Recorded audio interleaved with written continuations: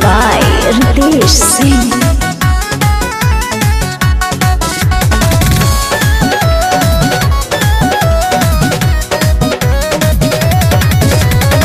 हाथ में लेके चले मोबाइल, अच्छा? हाथ में लेके चले मोबाइल, पीठ पर बेगलट कवले बिया।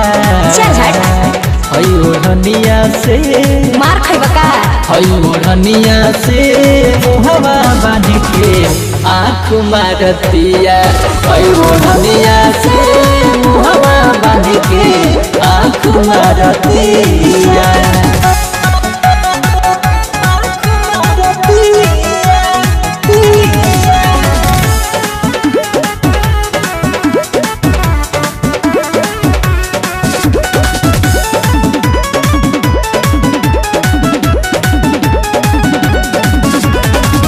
तोपे वाला चीज के देखावे सरेआम हो, लाज भूल गइल अपन संस्कार हो। तोपे वाला चीज के देखावे सरेआम हो, लोक लाज भूल गइल अपन संस्कार हो। लाज भूल गइल अपन संस्कार हो। माई बाबू भाई के माई बाबू भाई के इज्जत उड़ावतिया। हई ओढ़निया से ओढ़निया से मुहवा बांध के आँख मारतिया।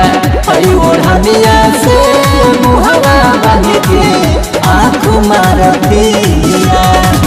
चल हटा।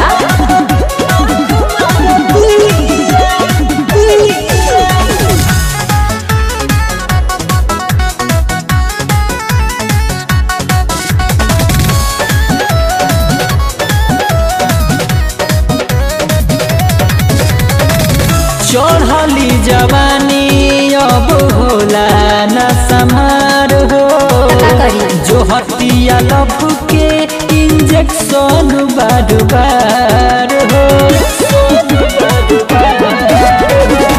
चढ़ली जवानी अब होला न संहार हो, जो हटिया लफ के इंजेक्शन बार बार हो। जो हटिया लव के इंजेक्शन बार बार हो। देवराज कबरी से गणेश्वरी तेज से नैन लड़ावतिया। हई ओढ़निया से पागल। हई ओढ़निया से मुहवा बांध के आँख मारतिया। हई ओढ़निया से मुहवा बांध के आँख मारतिया। अरे आँख न मारतिया रे।